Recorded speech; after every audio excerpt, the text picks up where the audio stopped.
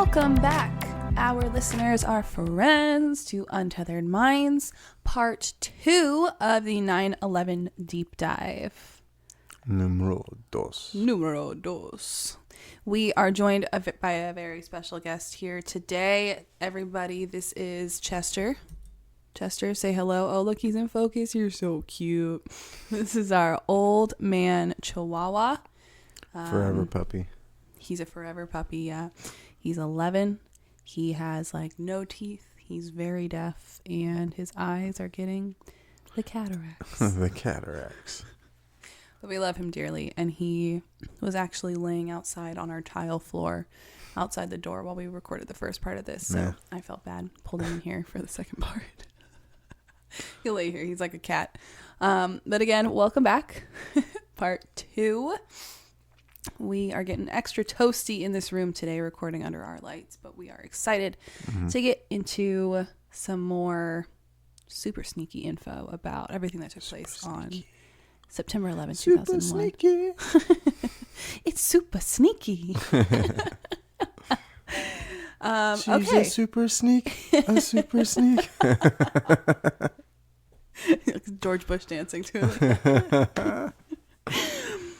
If you are just tuning in and you haven't heard part 1, definitely recommend going and listening to it. Really covers everything regarding the actual Twin Towers that day, the hijackers, all that good stuff. And then we are going to be posting a part 3. I'm shooting for 9/11. Like, I really want to make that day. We're going to make it happen. So 3-part series. This is part 2. If we haven't said it 6 times now. Hi. Hi. I even said it in Spanish. Oh, you did. Duh. There's French too. All right. Duh. Deux, trois, quatre. Okay. I did want to say, and I feel like we should have said this in the first part. Forgive me, but I'm saying it now. I don't want to get any like backlash because we are talking about this. Like, we're not lessening the effect of the death toll and the people who suffered and died in this tragedy or in the aftermath of working in the zone. You know, it doesn't take away from the seriousness of that just because we're questioning what the real narrative is. So I just wanted to make that clear. This, and I called it a devastating event a lot of times. Like, it's a disaster. It truly is. No matter who caused it, it's horrible. And our hearts and prayers are with all those people. We're just trying to unravel who was behind it. It's getting these people justice. Right. To me, like, we want to, you know, call attention to the right parties who actually did this. So yeah, just a little bit of disclaimer. Right. Yeah, we feel for everybody involved. So today we are talking about events that still happened on 9/11 that weren't directly the Twin Towers. And I think these things are glossed over so much. Maybe, I mean, a lot of people know about the Pentagon, but like the field crash isn't as known about. And then World Trade Center is even less 7. known about. Is even less known about. Right. And then the World Trade Center 7. Well, no, that's what I'm saying. 7 is less known about than anything else. Right. Yeah. There's so many World Trade Center buildings. It's kind of nuts. But we're going to talk about all that because even more just absolute wonkiness. Is that a word? Wonkiness. Crazy stuff. So on September 11th, 2001 at 9:37 a.m., a plane crashes into the Pentagon. What's crazy is that the Pentagon says they have no footage of impact. So there's no, I mean, think about the Pentagon. You know, any government building is going to be loaded with security cameras. Well, I mean, and it's right off of a freeway, right? And then you have gas stations, hotels, all this stuff all around there. And all those places have security footage. Right. In fact, members of the Pentagon went over to a lot of those places and confiscated all the CCV. Yeah. Or CCTV. CCTV. Yeah. And that's the thing. They said that there wasn't any footage until a video from across the street did come out. I think it was from a gas station, like across the freeway. You can see it coming up over the overpass, and you just see all this smoke. And then, well, that was one. The other one I'm thinking about, though, is the one where it looks like a missile. That's from the Pentagon check-in gate. Okay. Yeah. So that came out, which is really odd, but that didn't come out until 2006. Yeah. So like way after the fact. Yeah. All of the planes. But it was a missile. It was 100% a missile. Yeah. Yeah. Oh, 100. Yeah. And once we get into like the impact hole, the size and the building, all this stuff. Oh my gosh, it's pretty. Well, and the guy in the taxi. Yeah. Yeah. Said there was no plane. Right. Yeah. So there's a freeway overpass like we're talking about right next to the Pentagon. It's not very far at all. And like what do they even call him? Basically what happened is like as he was driving on the freeway, the light pole hit his windshield. Right. And so he obviously had to stop the car, but the light pole falling was apparently because of the plane coming in to the Pentagon at that time. But the taxi driver says he never saw a plane. And he said he wouldn't have ever known that a plane struck the building had he just seen it. Like, well, right. It didn't seem like it. He was saying that he didn't even know there was a plane involved until people told him there was. Right, right. And like, how do you just be driving on the freeway and then all of a sudden a light pole hits your windshield? And supposedly it was a plane that knocked it over. Yeah. Wouldn't you have seen the plane? Yeah. Wouldn't he have heard he's it, a taxi felt driver, it? so like, wouldn't he be a little observant of like his surroundings and stuff like that? Even if a plane goes overhead while you're driving on a street and you're close enough, you feel it. Right. You do. So I just okay. You hear it. Yes, absolutely. You hear it. Lord. But supposedly a pilot that all of his trainers said he sucked. Did an impossible turn. Yeah, we'll talk about that more too. He's so good. It's like he knows what's in my brain. It freaks me out sometimes. So the other crazy thing is that all of the planes on 9/11, including this one at the Pentagon, in terms of their passenger load, were only at 30% capacity, which is very much below normal. All three of them. Yeah, 4. Mm-hmm. All four. Yep. I thought it was just the 3 that had an impact on buildings. No, I think it was... Was it all 4? Yeah, it said all planes on 9/11. No way. So the pilot, thank you, Charles Frank Burlingame III, he worked on anti-terrorist strategies at the Pentagon before retiring. And what's crazy is that the plane he was supposedly piloting that day, it crashed into the part of the building that he had previously worked in. Mm-hmm. All right, not weird at all. People on board, this is also wild, worked for Boeing, Raytheon. There were members of the armed services as well as government officials. What? The pilot, hijacker who took over, quote unquote, was known to be a terrible pilot. But amidst his hijacking, he executed a skilled, precise maneuver to turn the plane around. There was no evidence to say that there was a struggle to take the plane over either. So this guy was just like this James Bond taking it over, and just wild. So to me, in that vein, I think that it is the actual pilot that day doing it. It's the area that he worked in. Right. He worked at the Pentagon, and he handled this highly skilled maneuver that the other guy wouldn't have been able to. Well, so without a struggle. But all the, like these super experienced pilots that have come forward and talked about it, they've all said that even themselves would have had difficulty pulling it off. There's probably about a 10 to 20% chance they'd be able to do it, but they would have difficulty doing it. And yet, supposedly this guy who was record.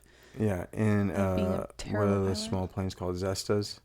Yeah. He was horrible in a Zesta. So he took a commercial liner and did this impossible turn. Yeah, I don't think so. I don't think so. So, but I mean, so I don't think, once again, that there was a plane that hit the Pentagon. I still don't believe that, which is another reason why. I see what you mean. Which is another reason why, like, they just scattered plane parts onto the yard of the Pentagon, and then they cleaned it up within hours. I know. Like it was clean within hours. Well, and my question too is like, how do they just make all these people disappear? Like, if there wasn't a plane crash and it was a missile, where did those people on the flight go? I mean, a lot of them are part of the government, so like it wouldn't be hard to get them gone. You know what I mean? I mean, you can change people's identities. You can give them money. You You can send them to another country. They're never seen again. Like, I don't know. The whole thing is just well, I mean, if it's normal people, I would say, I mean, God forbid, they're probably just killed off. Yeah, that's very true. You know what I mean? Yeah, that's very true. So it's like that Malaysian flight that went missing for a few days, and then all of a sudden it showed up crashed or something like that.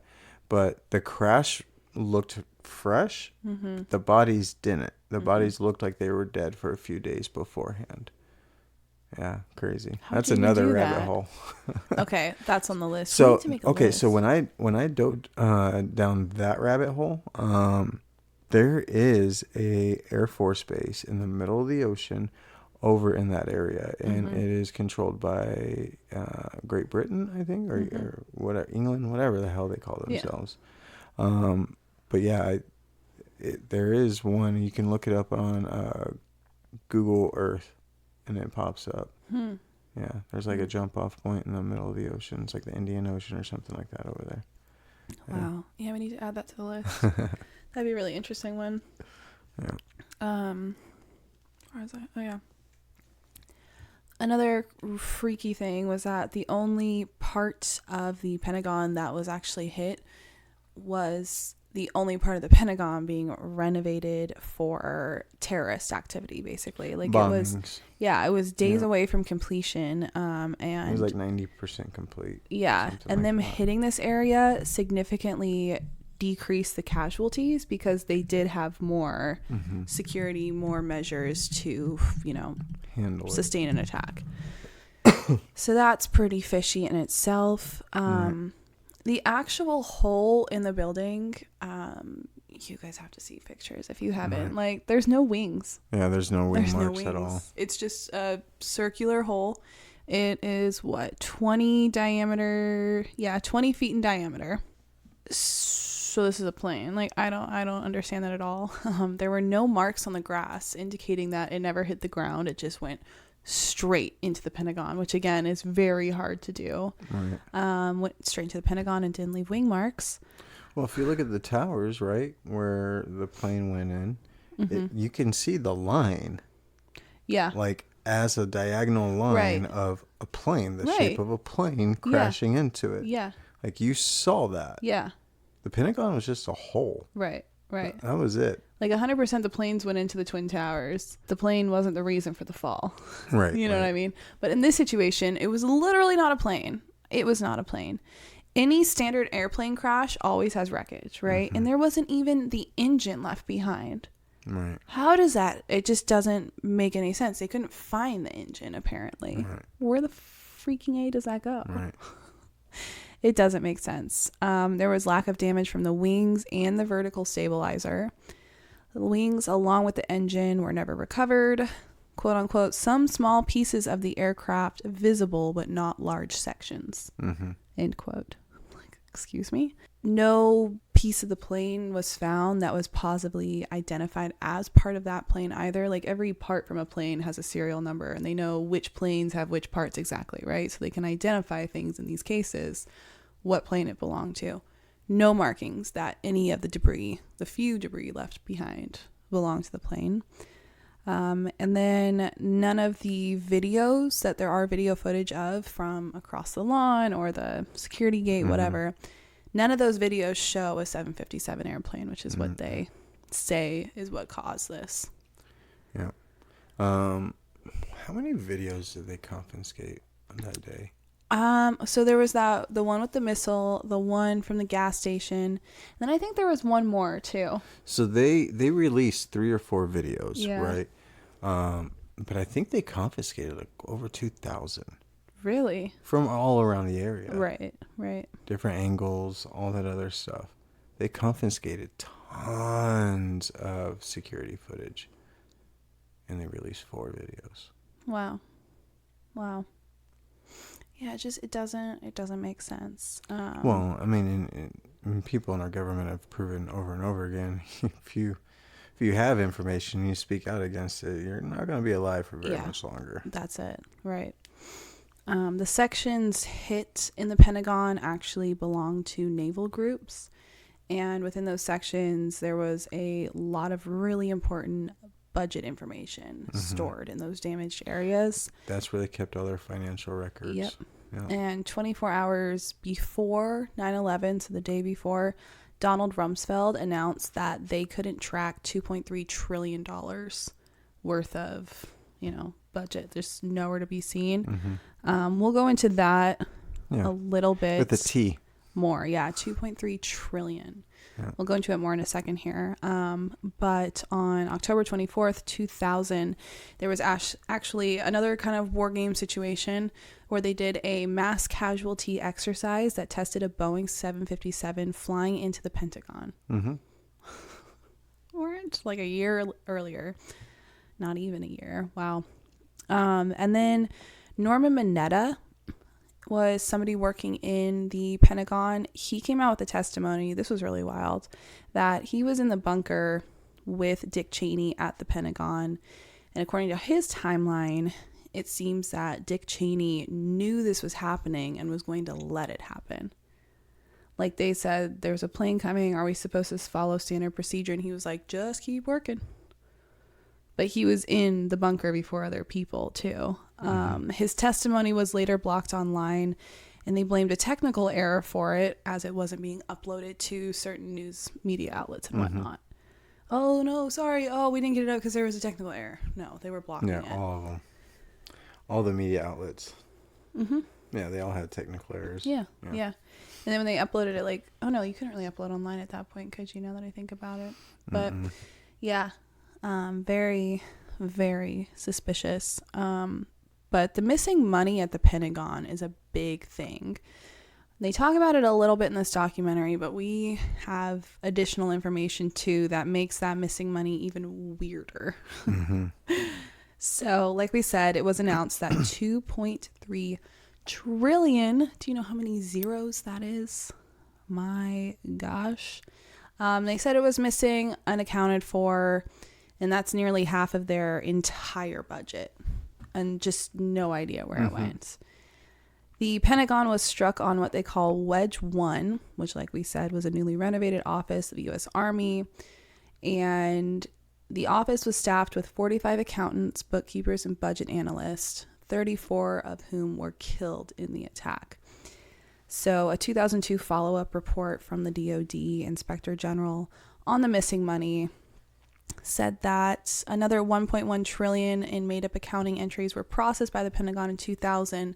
They didn't even attempt to quantify the missing funds for 2001 because of this issue. And so if they were missing 1.1 trillion the year before, like now it's building. Why is all this money going missing? Secretary of the Army Thomas White later said that they were unable to produce any financial reports for 2001 due to the loss of the financial personnel on 9/11. Before becoming Secretary of the Army, so Thomas White just comes out and they're like, we didn't produce this, we're low on people.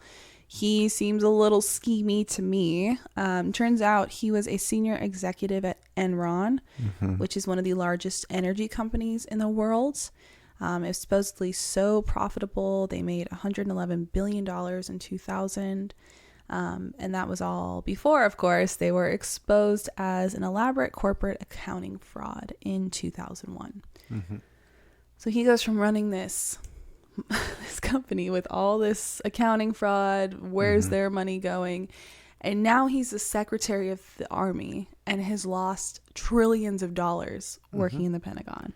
And then that area that's investigating it gets bombed, which leads us into Building 7. Yes. So the FCC, who investigated the Enron scandal, occupied the 11th through 13th floors of World Trade Center Building 7. And their offices were all destroyed during, guess what? Another weird collapsing tower incident. This destroyed 3,000 to 4,000 documents on active investigations. Poof, gone. And by 2013, the missing money from the Pentagon, so this was 10 years ago, had amassed to 8.5 trillion. So they are losing money like crazy. Like what is going on? So World Trade Center 7, there's a ton, and I don't even know if I really understood this that much before. that there are so many buildings. Like there's World Trade Center 3, 5, 7. I think those are all that I'd read about. But there's a ton of them. And they're all in this like same area. So the one we're going to focus on most is World Trade Center Building 7. It is 300 feet from the North Tower. This building housed offices for Department of Defense, Securities and Exchange Commission, and the IRS. It was the largest CIA station outside of DC and the Secret Service's biggest field office as well. So there's a lot of tomfoolery going on in this building, clearly. The CIA and Secret Service, like, oh gosh. So numerous cases were closed due to the building's ruin after the fact because, again, all the records are just gone. Lots of investigations. I don't know. And we don't know where the money is either. In 1999, even Mayor Giuliani kind of built his like command center out of this building. It was on the 23rd floor, and they made that entire floor like bulletproof, bomb resistant. It was like completely impenetrable, could survive like the worst attacks imaginable, had its own air supply, backup generators. It was staffed around the clock. Like this building was really built like the rest of the World Trade Centers. Shouldn't have fallen by any extent. So hours before the World Trade Center was struck initially by those planes, the alarm system in Building 7 was placed on a test for a period of 8 hours beginning at 6:47 a.m. So this alarm system wasn't working the way it normally should. It said that any alarms that are received from the system are ignored at that time. So there was no way to alert anybody. When the second building is hit, World Trade Center 7's power is shut off and people are evacuated.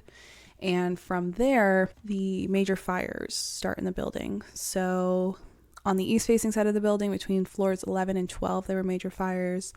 On the north face, between floors 7 and 12. West-facing, between 29 and 30. And there was smoke covering the entire south face of the building. So this thing is just lit up at this rate. By 3 p.m., the fire chief has set up a collapse zone around the building. So again, they're anticipating a collapse just from fire, which is really weird. By 4 p.m., news outlets were reporting that the World Trade Center 7 building had collapsed. But what was really weird about that? It hasn't collapsed yet. No. There's literally news footage of a reporter who is like standing reporting in the downtown Manhattan is all behind her in the background. And you can see over her like right shoulder that Building 7 is still standing. And yet she is reporting that the building has fallen, that the building has collapsed due to fires. You can see the Twin Towers in the background, like they're fully up in smoke. But at that time, they hadn't fallen yet. So like who was giving them information? Right. It's very, very weird. Indoctrination. Yep. They're all in on it. They're all in on it. The building officially collapses at 5:20 p.m. in about 6.5 seconds. It fell asymmetrically into its own footprint with little damage to surrounding buildings, just clouds of debris and dust. Again, why? Why would that make sense? In 2002, FEMA's World Trade Center interim report said the specifics of the fire in World Trade Center 7 and how they caused the building to collapse remains unknown at this time. So again, they don't know either. There was no steel recovered from Building 7 for investigation, and fire and structural damage were reported for the cause of the collapse. Where does all the steel go? Right. I don't understand it. I don't get it. So in comparison to the other buildings nearby, like we said, there's a bunch of World Trade Center buildings.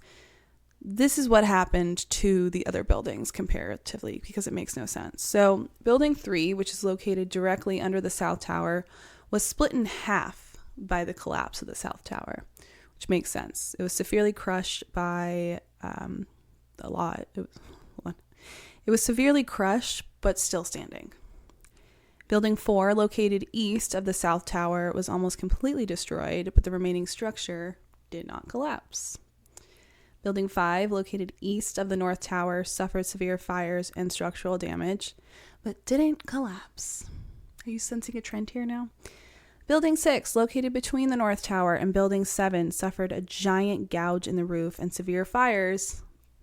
But what didn't it do, Tavis? Collapse. Correct. Great job. None of the other buildings nearby collapsed either. I mean, you have the Deutsche Bank, like all these buildings. You're on Wall Street. All these buildings. Nothing else collapsed. There was damage, but they didn't collapse. Eyewitness accounts from the people in the building were saying that big explosions occurred while they were within. And in order for Building 7 to collapse, it would mean that all 81 columns making up the building had to fail simultaneously. Mm-hmm. How do fires do that? With the fuse and dynamite. Right.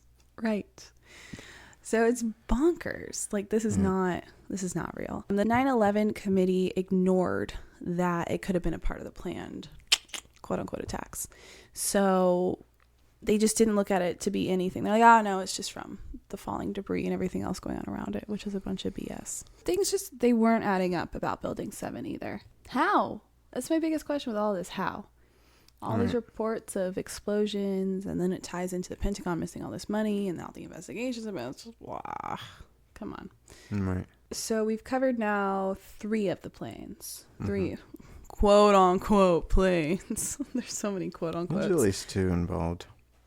But that's the thing too. The 2 that hit the tower, how do we know that there was even people on there? Because there was eyewitnesses saying that the planes had no markings on them whatsoever.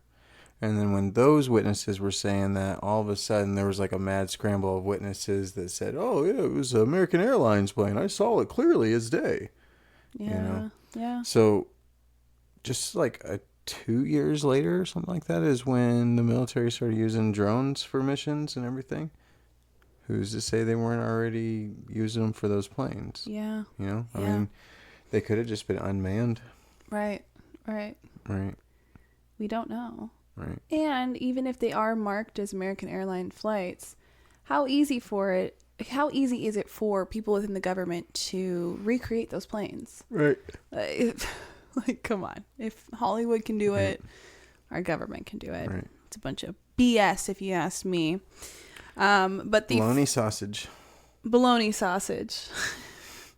That's a hunk of bologna sausage if I've ever heard it. There you go.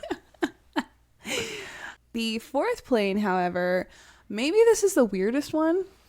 Yeah. This is real odd. The 4th incident occurred in Shanksville, Pennsylvania. I don't think this was a plane either. Absolutely not. If you look at it, it looked like someone just fired a missile into the ground and sprinkled stuff everywhere. Right. At 10:03 a.m., allegedly, United Airlines Flight 93 plowed into an abandoned strip mine at 580 miles per hour, and it was only 20 minutes flying time from Washington, D.C. So the official story was that passengers on the plane overcame a hijacker and sacrificed themselves to prevent further incident in Washington, D.C. Right, and it crashed. Yes. Yep. So what's funny too is supposedly they had multiple phone calls like recorded, you know, of them saying, you know, I love you, and then it's the whole let's roll thing, right? Yeah. There's a group of them, all this stuff. Right. So this was a time when if you were on a plane, they told you to turn your phone off. Right. I remember that. Not airplane mode, because there was no smartphones or anything yet, other than like maybe Blackberries at that point. I don't remember. I think Blackberries were later. Yeah. But like, because at that These point, were the days man, of Snake. I had the Nokia phone. Snake on the phone. Yeah. Yeah. The Nokia brick phones. Yep. So, but that was when airlines said you have to turn it off because it messes with the electronics in the plane. So how were all these people making phone calls? Yeah. And then turning on those phones took like 3 minutes. Well, and then if it does truly mess up with electronics, then how did the plane not crash before that? And then how did those phone calls go through? You know what I mean? Questions. Yeah. So it was all staged. It was another thing to make it seem like Americans got a small victory out of it. Yep. Right. Yeah. Regular American citizens stood up to these crazy Islamic terrorists and they took it down. Right. Yeah. And so that's what they came out with first. Mm-hmm. And then the 9/11 Commission, which we'll talk more about in episode 3, part 3.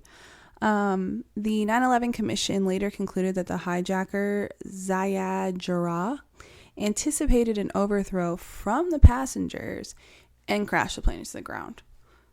So then why did they tell us that it was the passengers overtaking and they did it? You know what I mean? Like, Right. why would they change the story later? Right. That's just weird.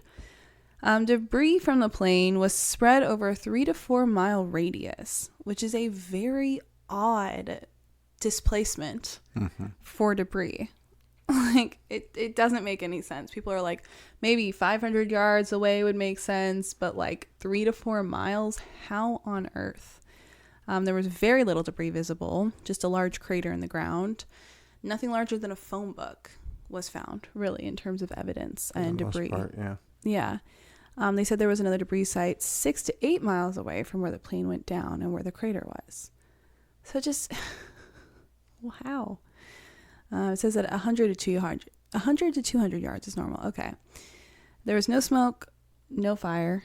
There were no bodies. So everybody just disappear. Like, it doesn't make sense. The hole was about 15 to 20 feet long and 10 feet wide. And there was nothing to even indicate that anyone was on the plane. Right. Which is so weird. But yet, they find passports from the towers. Exactly. But where do the bodies go? Where are the bodies? Were they all just like instantaneously incinerated? I guess that's the story they're sticking with. But there's no smoke, there's no fire. Right. Well, and that's why I say I'm not doubting that those people lost their lives that day. Yeah. Because those very well could have been real people on those flights. Absolutely. I just don't think they were actually involved in that, like with the Pentagon in the field and stuff. I think both of them are missiles, right? And I think they just, I mean, I hate to say it, but I think they probably just, cut all loose ends. Yeah. It's really bad when you really think about it in that way. The Pennsylvania State website had a statement from the Department of Environmental Protection. It said, "It is difficult to believe that a large Boeing 757 aircraft plunged into the ground with such force that the plane literally disintegrated and created a still smoldering crater." Quotes around all of that. So even Pennsylvania State, the Department of Environmental Protection, was questioning it. So in 2006, during the trial of Zacharias Moussaoui, totally butchered that, I'm not meant to speak Arabic. The FBI provided all kinds of physical evidence that survived a nearly catastrophic crash in almost perfect condition. Again, no bodies, and yet they have the following. A red bandana. How on God's greener did a red bandana survive, but not a body? There's no proof of a body. It makes zero sense. Just a bandana. A Kingdom of Saudi Arabia driver's license. The driver's license of Florida resident John Talagnani. I would love to look him up more. A flight attendant, Cece Lyles, had a driver's license found, as well as other personal items. Again, paper and fabric surviving, but the plane didn't. Doesn't make any sense. Right. There were pictures of an engine and two pieces of the plane that were shared publicly, but we're not sure where they even found these things. But they were like, here's pictures of it. It didn't quite make sense. The FBI supervised every aspect of the investigation. They actually denied families' requests to hear the cockpit recordings. Like, they wanted to hear what happened in the cockpit, and they refused to give it to them. Because there is none. Right. Well, then listen to this. So April 18th, 2002, they finally gave in to requests about the recordings as long as their relatives promised not to talk about it. Yeah, NDA. Yep. The last 3 minutes of the tape were unaccounted for with no explanation as to why. So they're just missing the last 3 minutes and can't tell you why. Even after Zachariah's sentencing, the cockpit voice recording was still not released to the public and hasn't been since. So the only people who know anything were those families who listened to it, but are not allowed to talk about it. So, I mean, what if you go in a room and they're like, okay, you ready to hear these recordings? And it's just nothing. There's just, I mean, what do? They just, hey, there's nothing here, actually. It's a big old waste of time. They can't talk about it. Right. I don't know. I really wonder about that. Should we make friends with somebody who is... Maybe. It's wild. The 9/11 Commission concluded that military pilots were not alerted about the crash until 10:07 a.m. after it had already crashed, which isn't right. people were saying, eyewitnesses living nearby, that it sounded like a missile went by the house. Somebody, quote unquote, said, not an aircraft. It's hard for me to believe that they didn't know about the crash until 4 minutes after the fact. Like, it was so loud.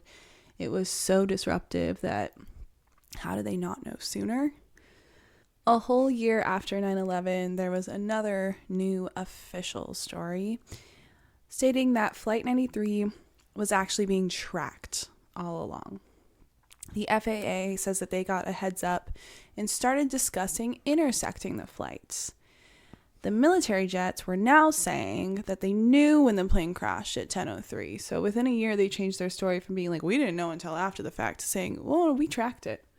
We knew. It makes no sense. But then why didn't they do anything? Exactly. Because it was planned. It was planned. Right. So it's just crazy to me that there were 4 separate incidences of just craziness between the Pentagon, the Twin Towers, and this crash in the field. Right. And we were all just supposed to believe that it was fires. Right. Do you ever think that this whole thing was like a test just to see how brainwashed we were? We're part of it. Yeah. I mean, I think a lot of the things that they've done in recent years, especially since 9/11, have all been just to see what they can get away with, right? Yeah. Like COVID. I mean, come on. The only people that bought that story are the people that are still getting boosters and wearing masks. Yeah. Oh, Yeah. Absolutely. Absolutely. And it's funny because if you woke up during 9/11, then you didn't fall for COVID. Right. You know what I mean? Like, Right. That's when you start figuring out, like, psyops and what all these things are and what they really are. It's just kind of nuts. But I think that these incidences with Building 7 and the Pentagon and Shanksville are just so overlooked. Mm-hmm. Like, truly, people don't connect the dots or even, like, know if they exist. And I think that was intentional, too. Right. You know, they took out what they needed to, but we're kind of hush-hush about the things that they didn't want to have to explain further. Right. It's really odd. And Yeah. it's not until you start looking into it that you're like, oh, my Lanta. Like, cheese and rice. Yeah, What is going on? They pretty much everything they put out's a lie about anything. Mm-hmm. Yeah. You know, I always tell people all the time, whatever you see on the mainstream news, believe the opposite. Yeah. Yeah. But it's hard to really know what's real anymore.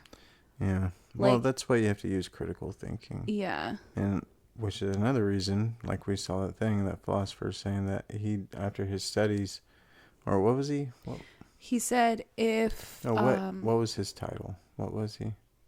Was he a philosopher or was he something else? You mean that quote we saw? Yeah, or image was he today? a psychologist? I don't remember.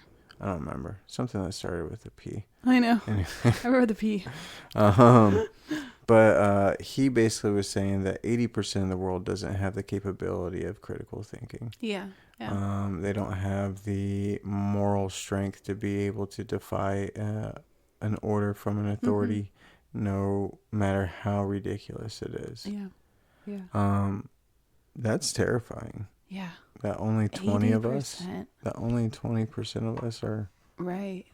actually use our brains and question things, and Right. you know, that's scary. But then when you truly think about it, and I had this thought earlier, was like, if you think of all the people in your life and who you enjoy being around the most, like if you are someone who is very free thinking and, you know, you have that ability to think, what's the word we were just using? To think, Critical thinking. critical thinking. There we go. Sorry. It's pretty late. There's only few people that I really love being around nowadays, and it's because they are critical thinkers like I am. Mm-hmm. Like, it's hard to spend time with people who aren't, Right. just because you see the world so differently. But the fact that it is 80% that aren't able to think that way is Right. terrifying. Right. Absolutely. Because again, we saw like how badly things went with COVID, like how many people were willing to just lay down and submit. That was COVID. They're continuing to brainwash us every day. And so it's just going to get worse. And how many people will it be next time? You know? Right. I feel like this 80% of non-critical thinkers has grown over time. Yeah. We've lost the ability to critically think. Yeah. Well, that's why I feel like there's a select few. Yeah. And you know, there's those like us out there that think the same way we do and see things the same way we do. And then there's even a smaller amount that are like us in as far as the communication aspect. Yeah. Being able to try to deliver that message in a way that it resonates with everyone, regardless of what that person's viewpoints are, beliefs are, religion, political affiliation, whatever. Right. So I think I think it's kind of up to us and other people like us to continue to spread the message. And I think that's why, like we said in the last part, that we're trying the different approach, you know, kind of verbally smacking someone in the face and saying, hey, you're not smart, or thinking for yourself isn't the correct way to go about it. So, I think it's going to be up to us to kind of unveil the veil a little bit, or unravel the, whatever it's called. It's 1:30 a.m. You guys. Yeah. Pull back the veil. Great. Pull back the veil. Yeah. Yes. Pull back the veil on, you know, a lot of different things that are going on. And that's what all these deep dives are going to be. Right. So we're kind of rebranding Untethered Minds to strictly kind of deep dive conspiracy kind of stuff. You know, whatever the government has told us, is it true or is it not true? Let's dive deep into it. Yeah, because we can get on here all day and spout our opinions about how the world's being run, and at the end of it, we are not in charge. We can only do so much. Right. And when you're just spouting off your opinion, it's hard to resonate with a lot of people. Right. And so that message doesn't go anywhere. And then you're sitting here with all this like knowledge and like, gosh, I just want to help people see the light, but you're being shadow banned for it, for your opinion. Right. So it's like this. Somebody was telling you, you know, sometimes you need the side door.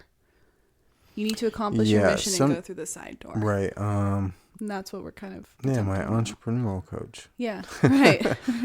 Yeah, he was telling me sometimes trying to kick down the front door isn't the right way to go about things. You know, and that's us like calling out the system. Right. Through the system. Right. Right. And so we have to use the system to get our information out anyway. But if we're directly calling out the system for all their corruption and everything else, well, they obviously don't like that. So they're going to shadow ban us and everything. And the last like 10, 15 videos I've posted are perfect examples of that. Absolutely. Right? Because they took down those two right away, and then they gave us our warning, and they took it away, but they left the shadow ban. Yeah. So, I mean, if we can go about it in a different way, in a smarter way that we're trying to do right now, I don't think there's much they can do to shadow ban us, because these are all things that are documented facts. And that can be reviewed to anyone and with a simple Google search. Yeah, exactly. So we are now educators. Yeah. We'll always have opinions. But yeah, it's just being the smarter approach. And moral of the story is, don't post your political opinions on TikTok. Yeah. Nobody will see unless you're a liberal, then you're free to do whatever you want. Then you get everything. Or a communist or Antifa or whatever. Yeah. They're free to do whatever you want. But if you have conservative views, you're done. Exactly. And it's hard to even call ourselves conservatives anymore. I don't believe in any of them. But I have morals and values, so I fall more on the conservative side. I mean, it depends on what you define as conservative. Yeah. You know, and so I think we're just normal people that want the best for everybody. Mm-hmm. And we just recognize that most of the hate and evil comes from the left, even though that there is tons of people on the right that are just as bad. Right. I definitely think the left is by far the more evil side. And I think it's very apparent on a daily basis. Oh, definitely. Right. Definitely. So, but most people vote left, not because of policy, not because of what the candidate's running on or anything like that. They vote left out of pure hatred for people on the right. An emotion, which is what hatred is. It's because an emotion. Because they've been brainwashed to do so. And I just think that life is hard. Life is very complicated, especially right now. And thinking this way, having these thoughts and these opinions and conspiracies and theories in your head, whatever you want to call them, it helps explain everything going on a lot better. It almost gives me peace of mind knowing like, oh no, this is just them being corrupt over here. That's not really happening. Like, there's not actually aliens. Right. They're just doing that for X, Y, and Z reason. Right. Like I don't Lockheed know. Martin making UFOs since the 80s. Yeah. And either it's going to be something to do with the rapture when a bunch of people get taken up and we're left with, all the sinners on earth. Or if, you know what I mean? Like, whatever it is going to be, it's not aliens. Right. Truly. Yeah. Project Bluebeam. So I'm not afraid of aliens because it's our government. Exist. Or their AI. Yeah. I gonna don't think there's aliens. Aliens. Because if you believe in aliens, then you believe in space being infinite and everything else. Right. Which means you don't believe in God. You can't believe in God and aliens at the same time. Yeah. If there truly are quote unquote aliens or whatever that people see in the sky and stuff, they're fallen angels. That's what I view them as. I feel, and that's the thing too. So that kind of goes back to the, a lot of people that talk about the Anunnaki and the Syrians and or Sumerians and the Sumerian tablets, how they predate the Bible. Yeah. Just because those tablets were written before doesn't mean that that's the truth. And what I mean by that is the Bible and the Sumerian tablets have a lot of similarities, a lot of similar stories. And that's because they were actual events that were being taken down. But the difference is at the beginning of time of man, which is like the Sumerians, that's when the angels were cast from heaven, right? And thrown down to the depths of earth. And he chained some of them up and all that stuff, right?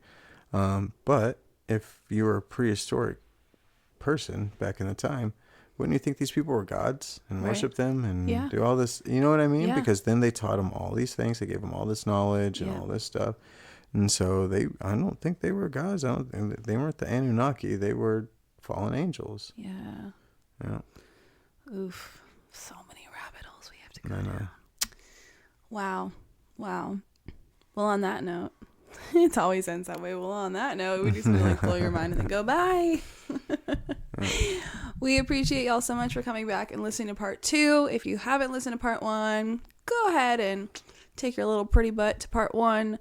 Lots more information, more on the towers, like we said.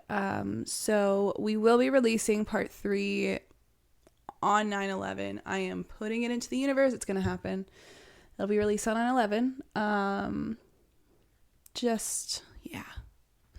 More kind of post 9/11 stuff to go through because there's it'll be a little investigation. recap of everything, For all sure. the information that we covered, Yeah. and then we're going to go into kind of the aftermath of 9/11 and the things that have happened in the years after. Because it doesn't end on September 11th. No. It goes on for a while. Oh, no, so. that was just the start of it.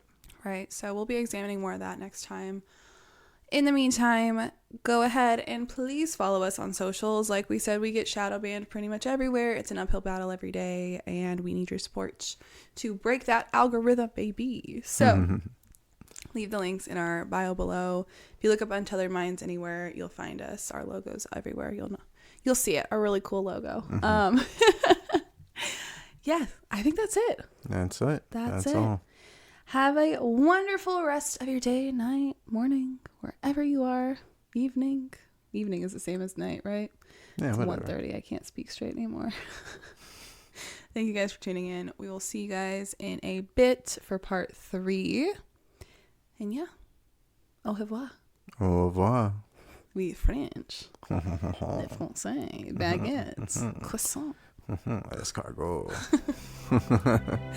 Bye, guys. Bye.